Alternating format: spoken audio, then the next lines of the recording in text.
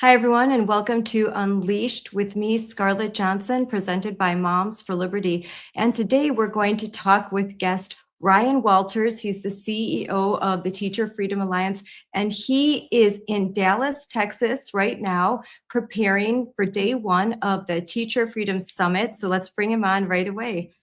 Hey, Ryan, how are you doing? Oh, I'm doing great. You can feel the excitement. We've got all these great teachers down here. Moms for Liberties down here. I met with several Moms for Liberty folks last night. They already came in early, so it's going to be an awesome summit.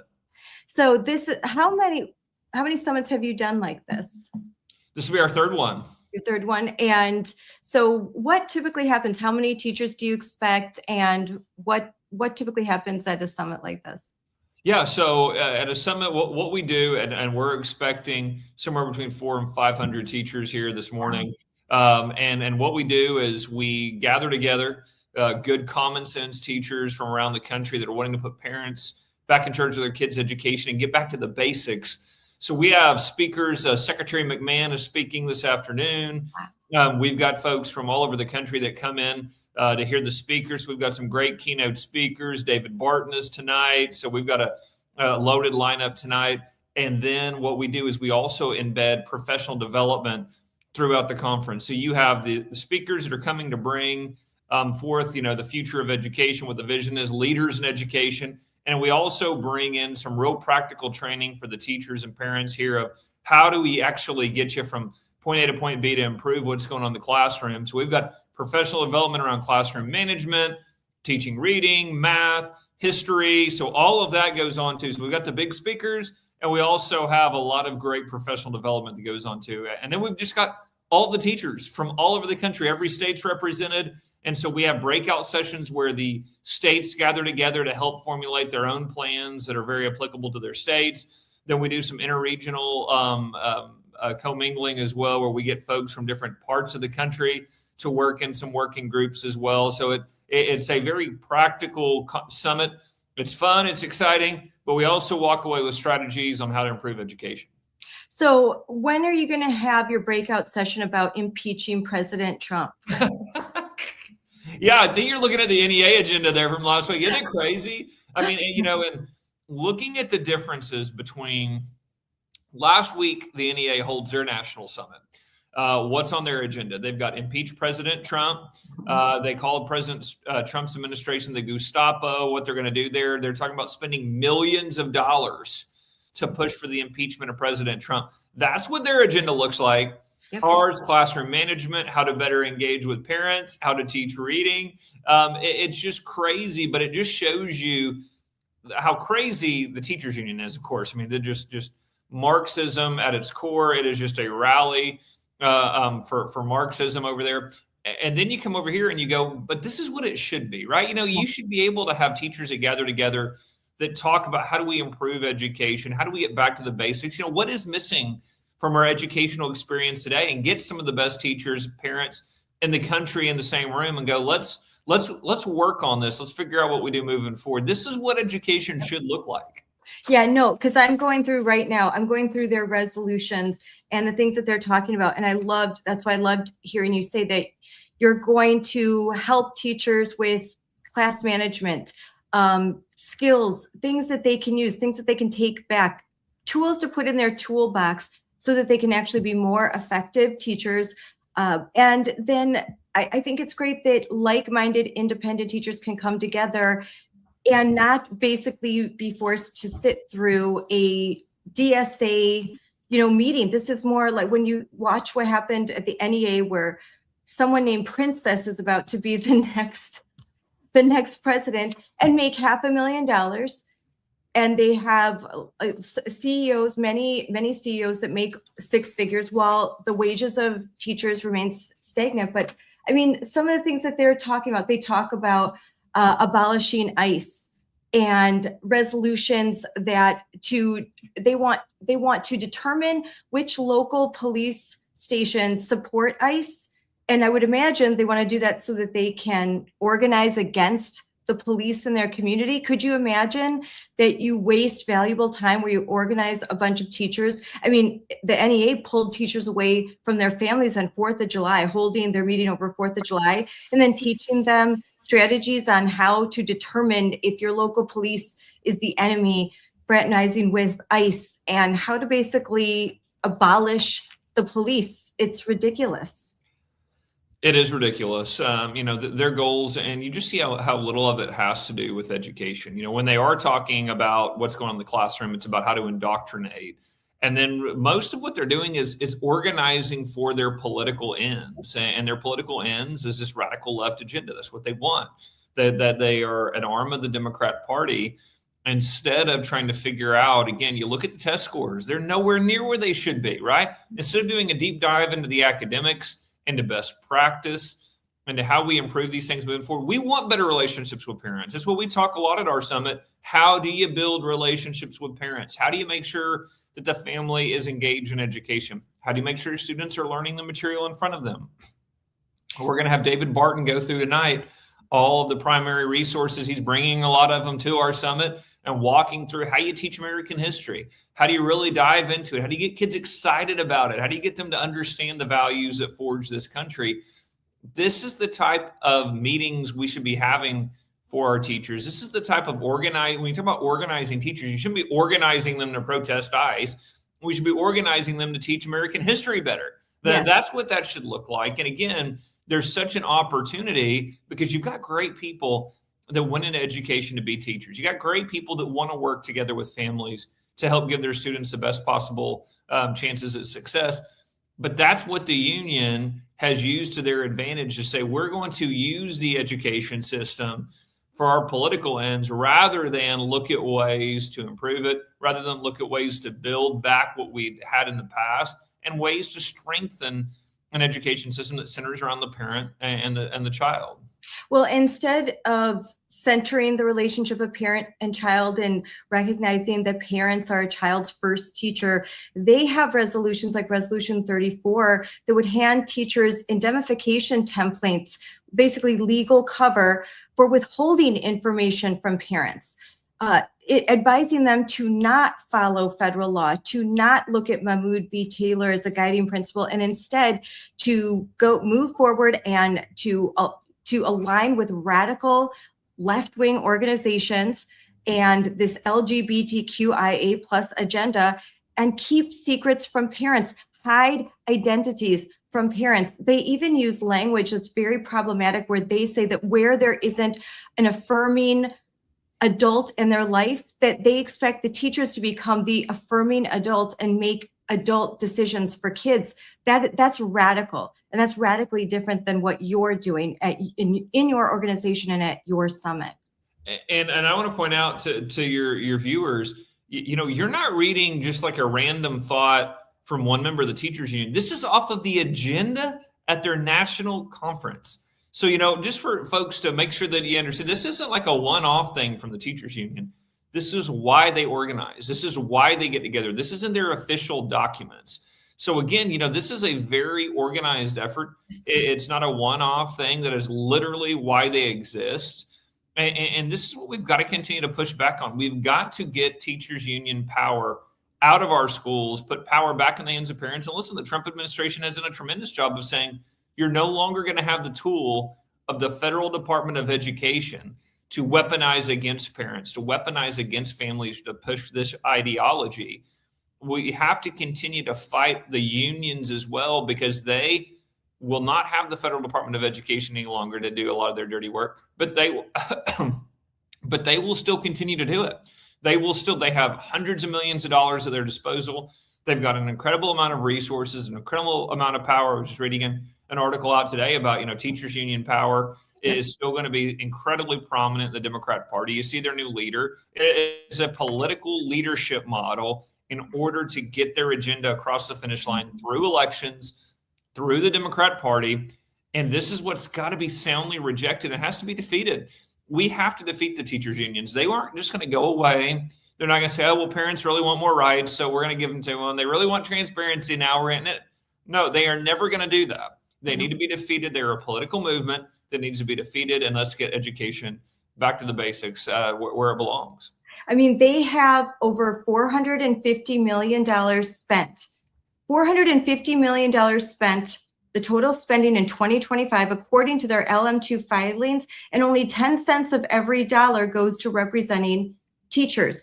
I got this information. Your organization, the Freedom Foundation, has done a deep dive and investigated, to which Randi Weingarten says, oh, that you all just have all that dark money, and accuse your organization, like they accuse Moms for Liberty, that we're just rolling in money and we have all this dark money. They're talking about themselves. It's such projection. Yeah. And they accuse us of doing exactly what they do. That's the exact word that came to my mind. It is absolutely projection. You can look at it in their filings. You can look at it in what they're engaged in, what they're involved in, the causes that they use that money to support. And again, that's not what they tell a lot of their members. When you talk to an average teachers union member, they don't know that that's where all that money is going. That's not what they were sold on from the beginning. They were told things like liability insurance, like their professional development hours, and then they get, over $1,200 of their paycheck taken out to fund this giant apparatus. Then they go and they have these huge meetings and organize the activists. Well, why you got teachers every day in the classroom that are paying for it? The Freedom Foundation's done a tremendous job getting teachers to opt out of the union. And now that, the teachers union even has on their agenda as well that, they're going to start targeting states to make it tougher for the Freedom Foundation to opt folks out, just to tell them about their rights. They don't want teachers to know you have freedom in this country. You don't have to join the union. They want to continue this masquerade that you have to be in the teachers union to be a public school teacher, even though Janice said they don't have to. They've continued to push that lie. They've continued to scare teachers into joining, into staying in, using fear tactics and just straight up bullying. Yeah. And so that's what we've got to continue to fight against. We've got to continue to get folks to understand, look, you don't have to be in the union. You can opt out. There's organizations like the Teacher Freedom Alliance that we are excited and happy to work with you to become a better teacher, to get you what you need, to continue the profession that you love. But the union doesn't even want you to know that those options exist and that you have the right to do things like that. I'm in Wisconsin, and as September rolls around, a teacher is going to wake up and they're going to go to school early. They're going to set up their classroom. They're going to work hard to teach children to read. And then if they pay dues to a union, a portion of their dues is going to fund the AFT. If they're in the AFT or the NEA, it's going to fund a president like Randi Weingarten that's going to use those dues to hire a ghostwriter to explain to America why parents are fascists, and then to co-opt their nemesis Corey DeAngelis's book and basically copy it, and instead of parent, put fascist in the same font, the same color. It's so gross that their money, the good teachers, their dues, and they're increasing the cost of their dues because they're losing so many teachers. They have to. Right. Their dues are going to fund an organization that's calling for a rally on DC before the midterm elections in order to oust President Trump. I mean, that's not helpful to a teacher in the classroom, and that's not going to help them make higher wages because their pay has been stagnant, while administrators and DEI consultants, they're getting hired left and right. No, that's exactly right. And the teachers that join the teachers union, most of them are saying, look, I'll pay some if I pay into an organization that helps me become a better teacher, right? That gives me services that actually helps me hone my craft. Most of them would not give to hey, look, if they want to go give to the Democrat Party or a left-wing cause, they can do that directly. They don't have to go do it through a union, but it shows you that's why this is set up in this way, though. It is to push and bully teachers and coerce them into saying, you need to join, you really kind of have to, or you really can't be a teacher. So that way they get this massive amount of membership numbers where they're able to fund so much of this operation off the back of hardworking teachers that are sitting there going, again, most of them are saying, well, I feel like I have to. I don't really see other options. And again, these unions are continuing to fight any effort to let teachers know, hey, there are a lot of other options. We can make sure that these are available to you. You don't have to do it this way. But that's so much of the what they're doing. The teachers that are coming in, working with our kids every day, they're using their money, their paychecks in order to fund their political operation. And it's just wrong. Yes. And to be clear, since 2018, since Janice, teachers are allowed to, they do not have to be in a teachers union. Most teachers have no idea that that's the truth, but that's the law. And that is something that you're saying that they are trying to subvert. They don't want other teachers to know that they don't have to join a union. They don't have to pay dues. They're not legally required to. They have the freedom to leave and to join your organization, to join Teacher Freedom Alliance, where they will get equipped with resources that they could actually use in a classroom, and they could feel good about themselves instead of being told that they are privileged racists who need to be forever in, asking for atonement for the sins of their other generations, even though most of the teachers I know here in Wisconsin, like they have no connection to slavery. Their parents and their grandparents came here to Wisconsin, a state that has never, where slavery has never been legal, but yet they're told that they're racists and they have to atone for the sins of slavery and racism. And let's think about this on its face, how absurd the teachers union position is, pushing people, forcing people into joining the union to be a teacher. So you're telling me to be a public school teacher, to go work with kids, you have to pay for no King's rallies. You have to pay for the impeachment processes of Donald Trump to be pushed. You have to pay for those things or you can't teach. That is flatly absurd. Here we are, 250 years of America. We're celebrating 250 years of freedom, unique to the world, unique to world history. And the teachers union's belief, a core pillar of their organization, is you have to fund the most radical left-wing efforts in the country in order to teach in our classrooms. That is absurd. It flies in the face of everything the country was built on. We want people to be free. We want to maximize freedom. We want the next generation to not only understand that freedom, but protect it in the future. And that comes with getting good people in the classroom that understand that. And the unions are literally flying in the face of that very principle and saying, sorry, you will fund this left-wing political cause or we're not going to let you. We don't want you to teach. We don't want you in the classroom. We don't want you to know about these freedoms. So this is where we are at this tipping point where if we don't defeat them, they are creating an apparatus that makes it nearly impossible for good people to want to get into the profession or stay in the profession. I talk to them every day. Great people in the classroom that are doing tremendous service for our kids, but they're tired, they're beat down, they're worn out. They are tired of the left-wing politics in the classroom being forced on them, being forced on their districts. And these are folks that eventually, you only can do that for so long, and the frustration builds and builds and builds. We have to fight back. We've got to have these victories over the teachers' unions. Again, people are excited. We're celebrating 250 years of America. There's nothing more freedom-oriented than saying we want freedom-loving teachers in the classroom so the next generation protects those very freedoms. And David Barton is coming to speak. We had David Barton come to both of our 250 celebrations. He's wonderful. And so knowledgeable and talks about history in such an awe-inspiring way and brings the receipts, brings all of these, brings history alive. Here's AFT. This is their celebration. Books that are full of critical race theory, anti-American. You can see if you look at some of these books, Ibram X. Kendi's on the list, LGBTQI plus books. All of this is materials that don't celebrate America. They actually put America down. They say America is still just this racist, horrible country, and they celebrate activists. They celebrate socialists and Marxists, and they don't celebrate our founders. It's just, and this is what they recommend. Here you go. Here's some patriotic books that you could bring into your classroom.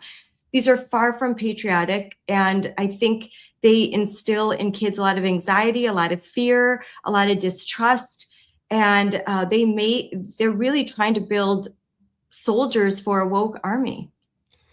Yeah, instead of inspiring and helping the next generation fight for our freedoms, appreciate our freedoms, what they're doing are undermining those very values every day. So it's not even this like neutral proposition here of, well, we want to make sure kids understand American history, that they understand the principles the country was founded on, and they don't. No, it's actually much worse than that. It's not that they don't. They actually want to teach them to hate the country. They actually want to sow division. They actually want to make sure that the founding principles aren't understood so that there can be unity. They want to destroy the fabric of this country because that's what Marxism does. That is what they have to sow the disrest, to create the Marxist vision for the country. So it's not even do we actually teach about our founding documents in American history or don't we? No. Their proposition is, no, actually, we want to teach them to hate the country, to hate Thomas Jefferson, to hate Benjamin Franklin, to turn on each other and divide the country into these bifurcated segments that, frankly, have a hard time talking to each other because we don't even have a shared history that we understand. And again, there's room there for disagreements. That's the other thing. I would love to get to a place where we're just arguing about what the tax policy should be. What percentage should we pay in taxes? That would be a great spot to be, wouldn't it? But where we are now is we're arguing about, is there 2 genders or 27? And when you got somebody arguing with you with there's 27 genders, it's like telling me I'm not here right now. It's like, okay, that's an absurd thing to argue. And it's very hard to find common ground with folks. It's very hard to have honest discussions about what the future of the country looks like, about what policies we should have in place, when one part of the country believes it's an evil, racist country and believe things that are just anti-common sense that 99% of people in America believed 8 years ago. And so that's what we're up against. That's what they're trying to do. And that's why it's so important that we not only defeat them and defeat all these radical ideologies they're pushing, but we've got to go back to replacing it with the basics. We've got to go back to replacing it with an understanding of American history. And frankly, that comes with, we mentioned David Barton. We love the deep dive into primary sources. Hey, give them the Constitution. Let them study it. Let them study the Federalist Papers. Let them do their own deep dive into these documents. And that's a tremendous effort that we should be undertaking with our students. And that's part of our major focus here, is getting history education back to where it should be, back to a point of emphasis in our schools. And I commend Secretary McMahon, she'll be talking about later today, of their emphasis of, no, we are going to get history back in the classrooms. We are going to get kids that understand what the Declaration of Independence was about and why it was a significant document in world history.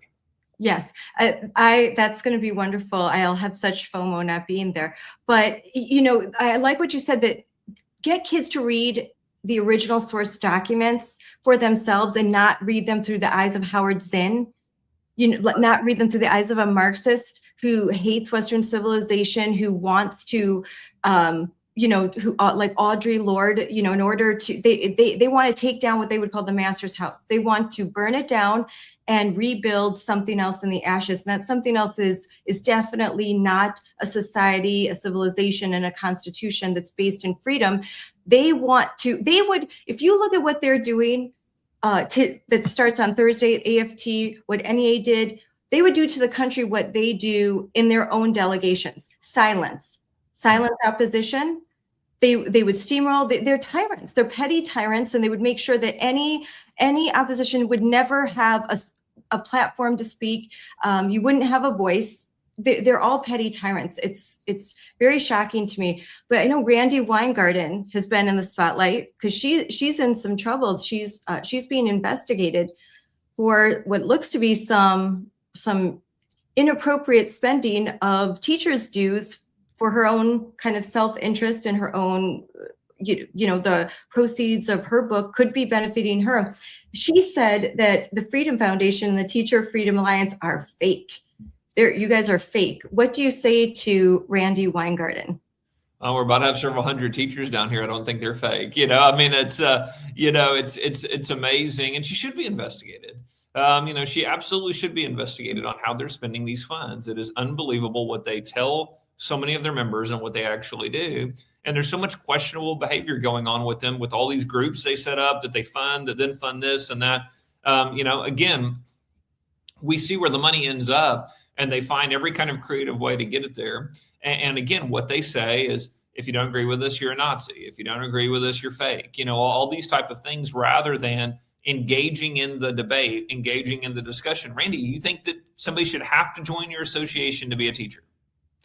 Okay, that's an absurd position. You think that teachers should have to pay for no King's rallies to teach in a public school classroom. I think that's absurd. You think that teachers should have less information. I think they should have more. Yes. These are things that, again, she wants no part of those debates, wants no part of those discussions. And getting back to your point too of, and they also want everything done through them. They want it done through left-wing historians. They want it done through their organization rather than empowering individuals directly. Again, I want individuals to make their own decision. If they want to join the Teacher Freedom Alliance, I would be ecstatic. If they don't, that's okay too. But I want them to know what we offer. I want them to know what we do. I want them to know what all these organizations offer and do and make their own decision on. And I hope they make that decision on what makes them a better teacher. And I believe most of them will. But that's the same way with students. You want to give them access to American history, not what somebody said about American history, just actual American history, the letters. I mean, that's what's so beautiful about our founding fathers. They were prolific writers. You don't have to guess what they were thinking. They wrote about it in a way that was not only expansive, but was so eloquent. Let them read it. Let them hear the passion. Let them hear the reasoning behind their arguments. And again, let them draw their own conclusions. And what they're going to see are these connective tissues throughout American history that when we followed our principles, we were the guiding light in the world. And so, again, you see a group of people that want less freedom, the teachers union. You have a group of people that don't want true education. They want indoctrination. They only want one viewpoint. Then you got the other side. You got folks like TFA, Freedom Foundation, Moms for Liberty, groups like Turning Point USA. Hey, let's have the discussion. Let's have the debate. Let's have the back and forth. But they want no part of that because they know most Americans, when they hear the actual debate, go, okay, well, that's kind of an absurd position you left us have. The conservatives on these matters, actually, it sounds like just a lot of common sense to us. And what also I really appreciate, I just watched the HBO series on Sam Adams, and I'm reading his biography.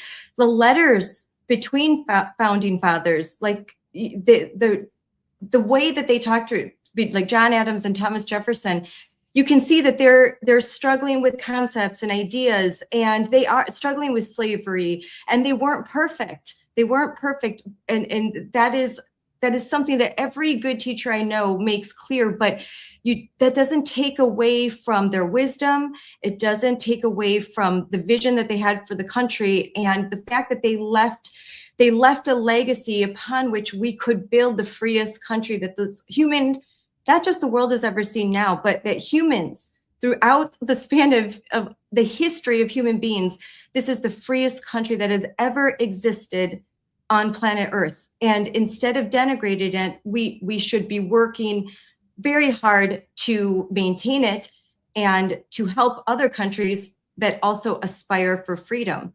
I know that the Freedom Foundation CEO, he escaped Europe, England. I mean, we would think, oh, they're pretty free. That's a pretty great country. Well, look at what's happening now. Look at what happens.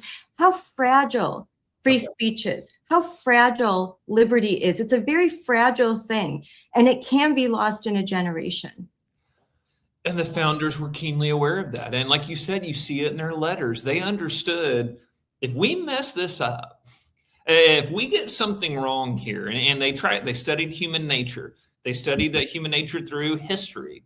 They studied books like the Bible. They understood faith. They understood religion. They sought out truth. And they said, listen, we've got to do the best we can to learn the lessons that history teaches us, that our faith teaches us, and try to build a republic, as Benjamin Franklin said. And if you can keep it, this is our hope. This is our aspiration. They were very aware of their faults. There was a lot of self-awareness on issues that were facing the country, issues facing them as individuals. But they were imperfect people that were trying their best to right the course of human events here in our country by learning those lessons.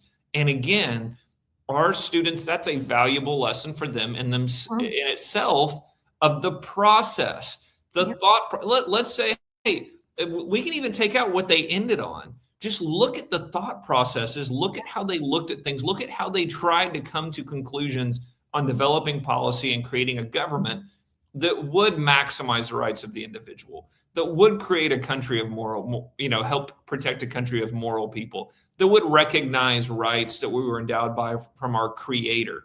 So, that right there, the process, the back and forth, the discussions, the arguments. Hey, look at the Federalists and the Anti-Federalists. They go Yeah. back and forth Yes. over should the government have less power? Are we concerned about the overreach from the executive, from the judiciary? Things like that. And so you start to look, you start to do this breakdown. You go, what an incredible class discussion. What an incredible concept for our students to learn. And again, even if there's political disagreement somewhere along the way, you can see and watch how incredible people came together and forged the greatest country in the history of the world, despite their disagreements, despite some of those personal fallings. They were able to put this together, and we've got the greatest country in the history of the world because of it. And before we go, you're not just the CEO of Teacher Freedom Alliance. You ran a state Department of Education in Oklahoma. You kind of saw how the sausage was made. And so you have a really deep, and you're a teacher. So reflecting on your personal experience, what matters to you the most? What most concerns you? And what is your call to action for everyone that's watching, whether you're a teacher, you're a parent, or you're a student? One of the greatest honors for me has been, the ability to help an education system that impacts families, that impacts children, but impacts parents and can help them in life, help them navigate life through education. And it is a serious responsibility that I took as a teacher, as Secretary of Education, as the state superintendent, and now as running the Teacher Freedom Alliance of, what are we doing? Parents, just like parents with your own children, teachers and the education system is similar. You only have so much time with the kids. So are we actually using that time to benefit them, to benefit their God-given talents, to direct them in ways that their parents want and their parents have decided? Are we doing that? Or are we allowing these left-wing entities to come in and say, actually, we get to use this as like a social experiment here. We get the kids for 12 years and we get them for 8 hours. And so we get to do A, B. No. That's the way to look at it is, are we doing what the parents want with their kids? Are we helping them? They are the directors of their kids' lives, of their kids' education. Are we providing a value add to that and helping them on that journey with their child? And then secondly, again, are we doing what we can to get the most out of their God-given talents? God created every child in a unique way. Are we making sure that they are able to live up to those talents? If you do that, again, it is an incredible responsibility, but it's an honor. It's an honor to be able to take part in that, to play a role in that. And so when I look back, it can be frustrating. I love the Joyful Warriors mantra of the Moms for Liberty, and I always try to be the same way. It can be very frustrating to watch what the left does and what the left is using this for. But at the same time, you get to meet so many amazing parents. You get to meet so many amazing teachers, and you say, look, the fight is worth it. The fight is worth fighting for. The future of this country, the future of every, we talk about the country, society, but you got to remember, these are all individuals. All of these young boys and girls are going to grow up to be adults. You only get so much time with them. You only get so much of an opportunity to impact their lives. We need to take that very seriously and understand that all these efforts that are going on right now are having a tremendous impact on our young people. And so as we're moving education back to the states, thanks to Secretary McMahon and President Trump, and as in the states across the country, we're bringing power back to parents. We're bringing power back to families. We're empowering young people to have a much better potential at living up to their talents. And I think that is just a tremendous effort, tremendous undertaking, a serious responsibility, but absolutely well worth every day of the fight. And we talk about a lot of the social issues because teachers unions have become basically political organizations. They really, there's no discussions about what's happening with NAEP scores and proficiency and learning loss and depression, all of that. They just assume everyone's depressed because they're not able to become transgender or something. But a lot of teachers, do they come to your organization because they're genuinely concerned about education and the inability, the lack of tools that they have and the lack of resources that they have to teach kids to read, to make sure that kids are proficient so that they could actually read these source documents? I mean, because honestly, what good are they if our kids can't read? If they can't even, they can't write a check, or they can't balance their account because they're not able to do math. They're not even do basic figures if they work at a cash register. This is very concerning. Do most teachers, is that their daily struggle? Yes. Yeah. No, we hear this a lot. It's twofold. It is, we hate what the left is doing. We hate what's going on in education. And number two is, we're looking at students that are coming to us that are way behind where they need to be, that are not able to get these basic concepts. And so for us to be, great teachers, to have the impact we want, we have got to figure out what we can do academically. And again, a lot of that's intentional as well. Look, the Common Core math and all this, math, nonsense that was injected, that was against common sense, that was against the basics. It made it very difficult for parents to sit down with their kids and help them with their math facts. It made it very difficult for kids to understand they had to rely on other people rather than getting the basics down themselves, mastering those and moving forward.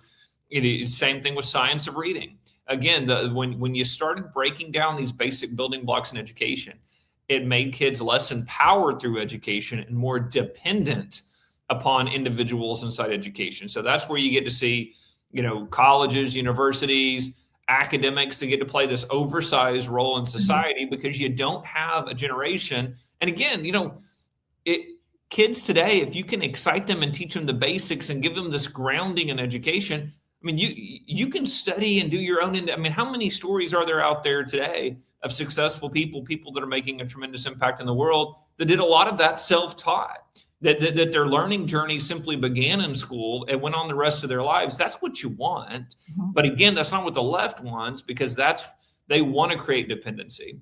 And so, our teachers, hey, look, they want to create independent students. They want students that have those abilities, but they are very concerned about an education system that is not producing those type of student outcomes. Mm-hmm.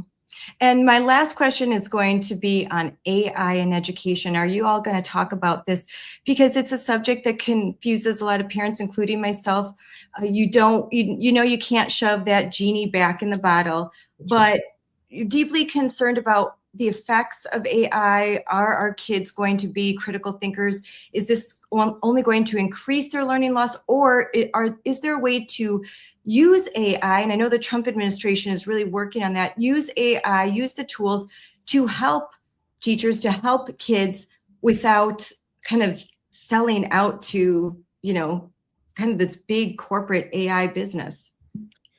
Yeah, no, and we've worked a lot with you guys and Moms for Liberty on this, because I think it's so important that, we've seen this in education before, right? They start cramming technology into the classroom and then parents go, hold on a second. I don't want my kid on a Chromebook all day. Okay, that's not what I'm signing up for here. You're seeing something similar with AI, where you got a lot of folks that are pushing AI. It's a very aggressive push. And listen, AI is obviously a part of society today, just like technology is.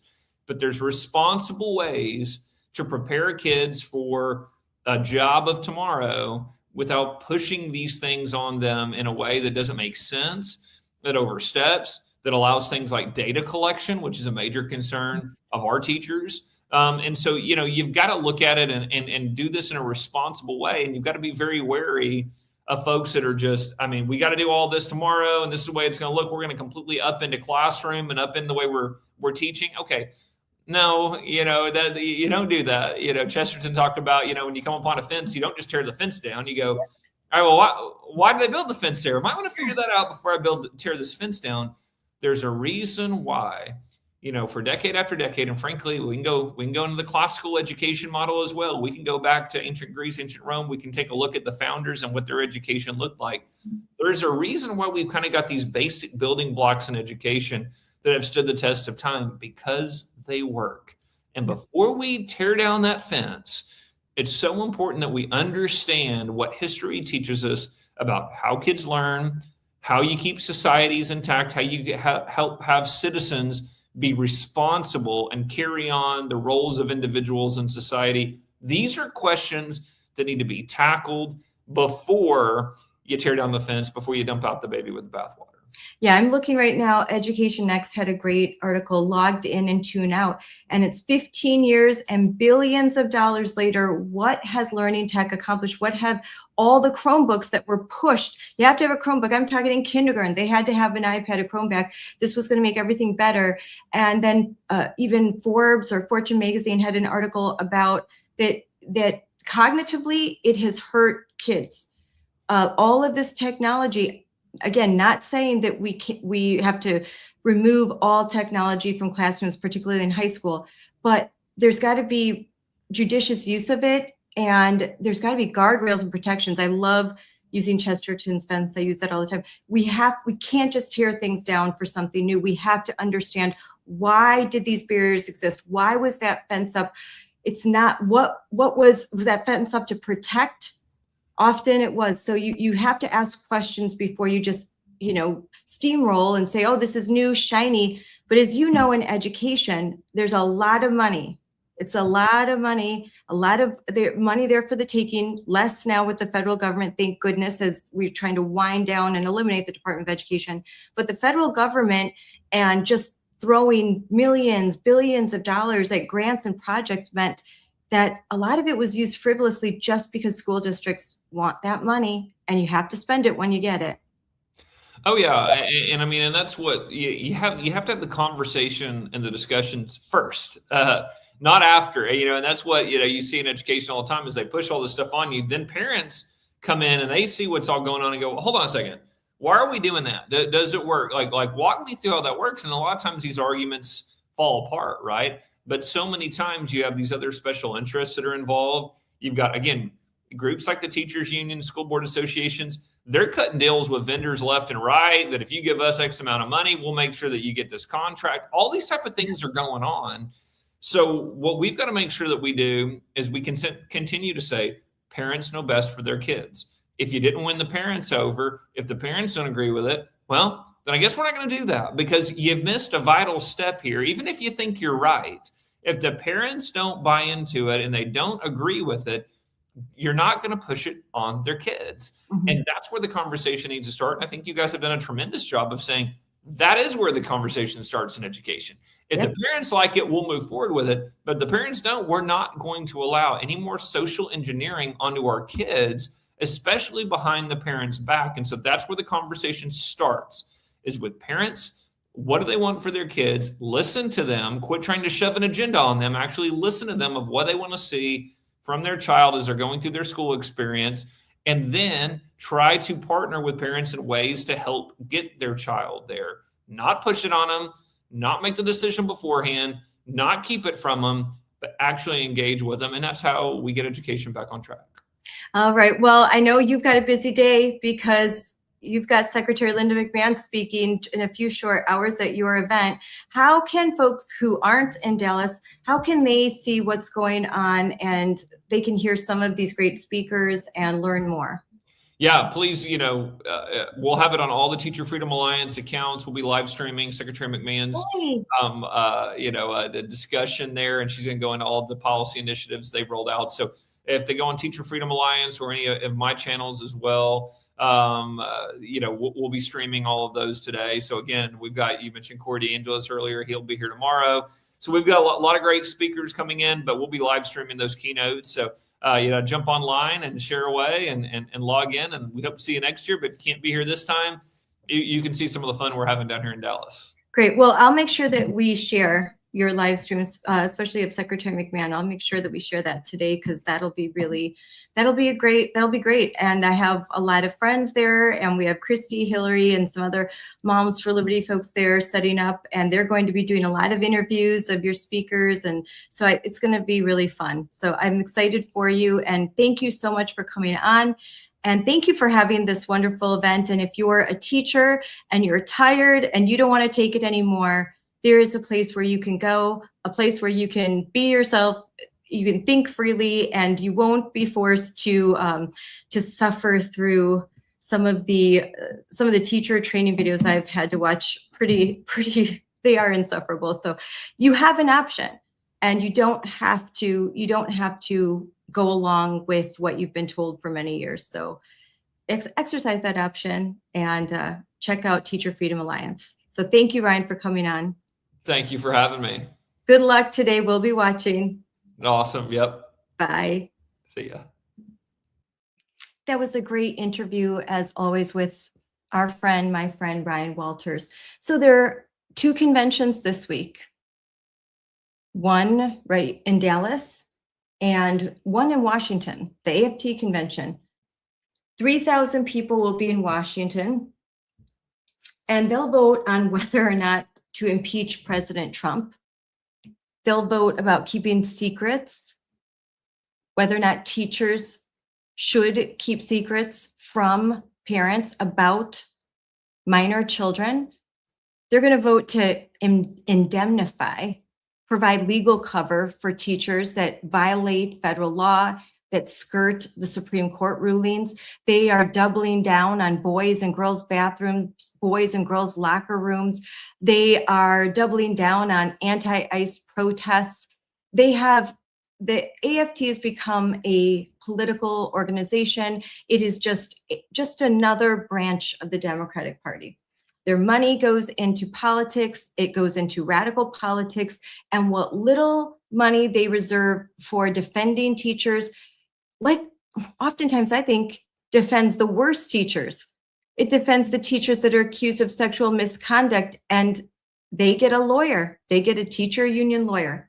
So instead of defending the best teachers, because I know a lot of teachers who they were fired because they wouldn't use a certain pronoun, because they didn't want to teach radical human growth and development curriculum that sexualized children.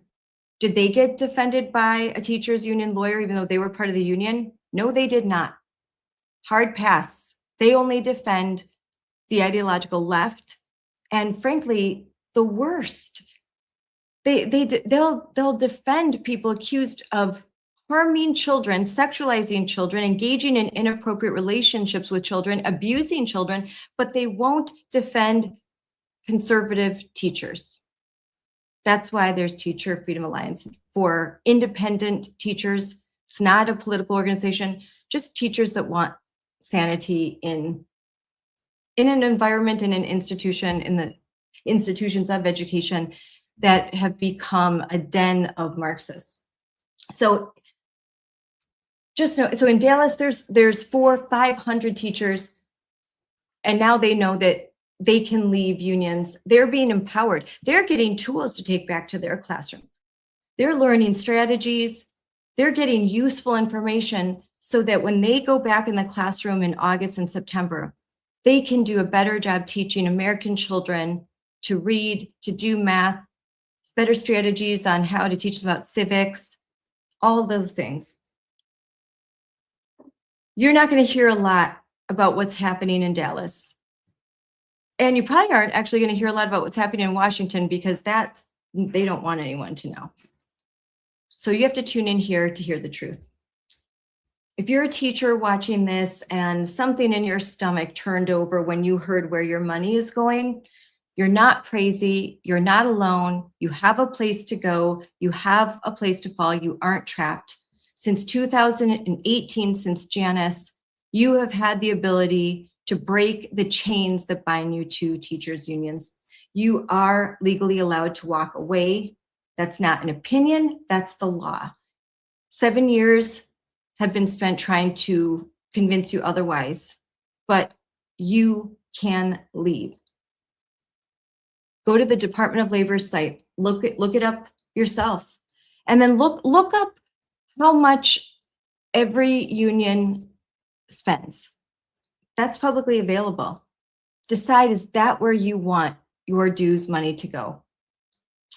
Parents, you don't have a lot to say in what happens. Actually, you don't have any say what happens at these teachers unions convention. You don't have any input to give that will be listened to by any of the major teachers unions.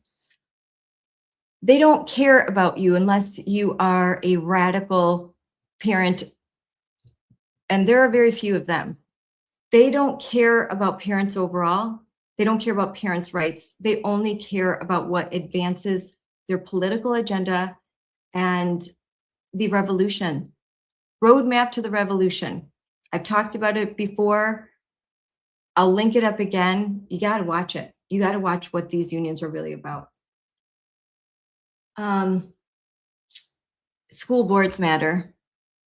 Teachers unions, they invest a lot of money in school board races, hundreds of thousands of dollars in some cases. It's David against Goliath, but we've got truth on our side, and they have lies and craziness. Just ask them if men can get pregnant. Find out when your school board meets. Find out if there are board members that were endorsed by unions that receive money, campaign money from unions, and make sure that you're aware of union involvement in your school district. Are they handing out pamphlets to teachers, to board members? Do open records requests, do your due diligence. They have $500 million. They have lawyers, ghostwriters, super PACs. They've got a lot. You have the truth, you have Moms for Liberty, you have Teacher Freedom Alliance, you have Freedom Foundation, and a lot of other organizations. So join us, stay in the fight. We have mothers, we have teachers, we have sanity, we have truth. And if we want to end this woke radicalism in public education and in private education, it starts with you, it starts with me, it starts with us. And we're going to end it one school board, one school district, one state at a time. So stay in the fight. And be sure to stay tuned to our social media. We're going to repost the live stream of Secretary Linda McMahon, and they're live streaming most of their main stage speakers. So tune in to the X account on the Teacher Freedom Alliance. I will make sure that I post that. Follow Ryan Walters and stay up to date. There's going to be a lot of good information. So if you are a teacher, if you know of one in your life, make sure you share that information with them. Make sure you follow us on X at moms4liberty. Follow me at Scarlet4Kids on X, and at Moms for Liberty with the number 4. That's our handle for all social media accounts, including YouTube, Instagram, and Facebook. Make sure that you like, share, and follow us. So have a wonderful day. I know I'm going to enjoy the sun and heat in Wisconsin. I hope you do too. And while you're doing yard work, while you're driving, while you're at the pool, just put in your earbuds, put on your headphones, turn it on your car, listen to these live streams. It's going to be really good information. I certainly plan on tuning in. So thank you all. Have a wonderful day.